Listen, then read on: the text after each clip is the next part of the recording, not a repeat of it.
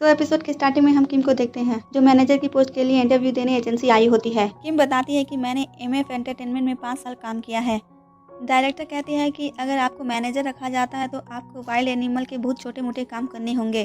तो किम कहती है कि मुझे इस बात से कोई प्रॉब्लम नहीं है। डायरेक्टर कहती है कि अगर हमने फीमेल मैनेजर को वाइल्ड एनिमल के लिए हायर किया तो फैंस इसे पसंद नहीं करेंगे और रूमर्स भी उड़ेंगे कि तुम उनमें से किसी एक को डेट कर रही हो। किम कहती है कि आप इसकी टेंशन मत लीजिए, मैं वाइल्ड एनिमल से बिना काम के उनसे बाहर नहीं मिलूंगी और ना ही बात करूंगी। तो डायरेक्टर कहती है कि फिर भी मैं फीमेल मैनेजर को हायर नहीं कर सकती। किम कहती है कि मैं हर काम कर सकती हूँ। ये बोलकर वो हल्क की तरह वहाँ पर रखा सोफा उठाती है। डायरेक्टर ये देखकर काफ़ी खुश हो जाती है और उसे मैनेजर की पोस्ट के लिए हायर कर लेती है। रात को जब ये तीनों घर जा रहे होते हैं तो योनवू सोचता है कि मुझे अब यहाँ रहने के लिए खुद को बुरा दिखाना पड़ेगा, बट मैं ये नहीं कर सकता। मुझे पैसा कमाने के लिए कोई और रास्ता ढूंढना पड़ेगा। तभी वहाँ पर रिपोर्टर आ जाते हैं और योनवू से बहुत सारे सवाल पूछने लगते हैं। जियोंगसू ये देख योनवू को वहाँ से जल्दी से लेकर जाने लगता है। तभी वहाँ पर अचानक से किम गाड़ी लेकर आ जाती है और उन लोगों को अंदर बैठने को बोलती है और कहते हैं कि मुझे डायरेक्टर ने भेजा है। ये सुन वो लोग जल्दी से कार में बैठकर वहाँ से चले जाते हैं। रास्ते में किम उन्हें अपना नाम बताती है और कहती है कि मैं आज से आप लोगों की मैनेजर हूँ। जियोंगसू उन्हें रिपोर्टर से बचाने के लिए थैंक यू बोलता है। योनवू किम को देखकर कंफ्यूज लगता है और किम से पूछता है कि क्या हम कहीं मिले हैं। फिर वो खुद से ही कहता है कि नहीं, हम नहीं मिले।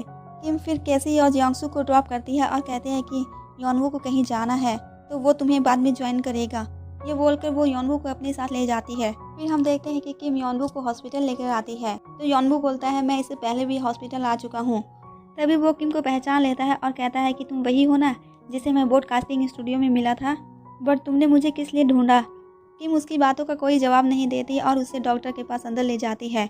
किम डॉक्टर को योनवू का इंट्रो देती है और योनवू का अच्छे से चेकअप करने को बोल वहाँ से चली जाती है। किम के जाने के बाद डॉक्टर योनवू से पूछती है कि क्या तुम मुझे बता सकते हो कि तुम्हें कैसा महसूस होता है। योनवू कहता है कि ये दुनिया मेरी समझ से बाहर है और यहाँ किसी को सही और गलत का फर्क नहीं पता नहीं मैं इस दुनिया में क्यों आ गया। डॉक्टर योनवू की बातें सुनकर हैरान हो जाती है। फिर वो योनवू को एक फॉर्म फिल करने को कहती है। इधर किम योनवू का बाहर वेट कर रही होती है और अपने पास्ट को याद करती है। फिर हमें फ्लैशबैक दिखाया जाता है जहां हम हॉस्पिटल में लिजरी को देखते हैं और उसके रूम के बाहर किम खड़ी होती है। तभी उसे कोई मैसेज कर कहता है कि मैं अपनी पूरी कोशिश करूंगा और उससे माफ़ी मांगता है। किम ये देखकर बहुत रोने लगती है। सीन फिर प्रेजेंट में आता है। किम योनवू को बाहर आता देख उससे पूछती है कि अंदर सब कुछ कैसा रहा। योनवू कहता है कि उन्होंने मुझे जो कुछ करने को कहा मैंने वैसा ही किया। किम योनवू को बाहर रुकने के लिए बोलती है और डॉक्टर से मिलने जाती है। किम डॉक्टर से पूछती है कि योनवू ठीक तो है। डॉक्टर कहती है कि वो बिल्कुल ठीक है।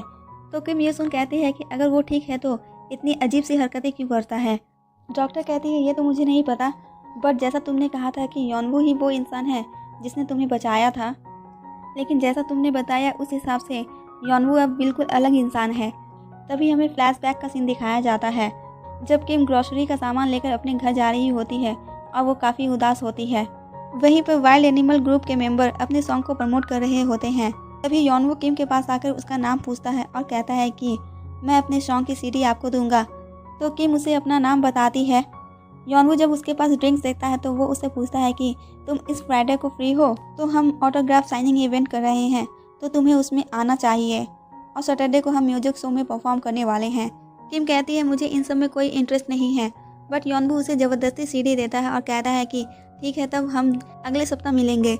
ये बोलकर वो उसके हाथ से सामान लेकर वहाँ से चला जाता है।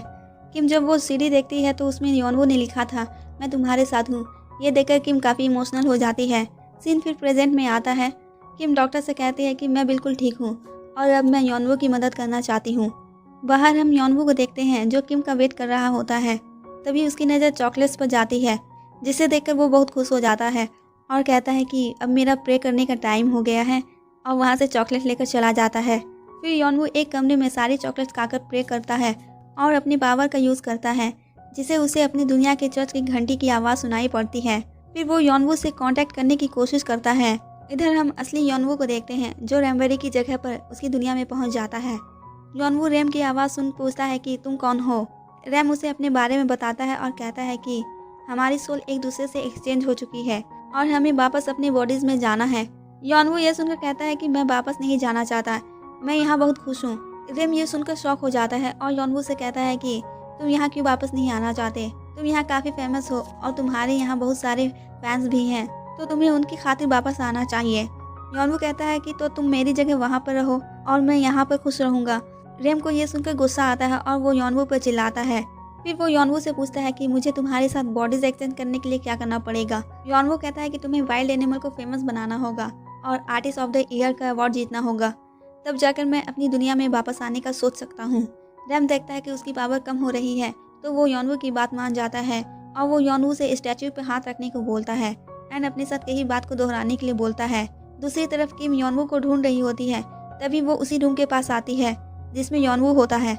जब वो डोर ओपन करने लगती है तो वो लॉक होता है। वो यॉनवू को आवाज़ लगाती है, बट यॉनवू की कोई आवाज़ नहीं सुनकर वो काफ़ी घबरा जाती है और दौड़कर डॉक्टर के पास जाती है और उससे सारी बात बताती है। इधर रेम यॉनवू से कहता है कि स्टैचू पे हाथ रखो और मेरे साथ दोहराओ। Yeonwoo music of the year award जीत जाए और हम अपनी बॉडीज एक्सचेंज कर लेंगे, मैं ये वादा करता हूँ। यॉनवू वैसा ही कहता है और इन दोनों की डील सील हो जाती है। इधर रेम अपनी पावर ज़्यादा यूज़ करने की वजह से बेहोश हो जाता है, जिसकी वजह से इन दोनों का कनेक्शन टूट जाता है। किम जल्दी से आकर डोर ओपन करती है और रैम को बेहोश देखकर रोने लगती है। तभी रैम को थोड़ा सा होश आता है और कहता है कि अब मुझे यॉनवू बनकर यहीं रहना होगा। ये बोलकर वो फिर से बेहोश हो जाता है। तो इसी के साथ ये एपिसोड यहीं पे ख़त्म हो जाता है। इसके अगले एपिसोड के साथ हम फिर मिलेंगे, बट जाने से पहले मेरे चैनल को सब्सक्राइब और वीडियो को लाइक करना ना भूलें। Thanks for watching, take care, bye bye.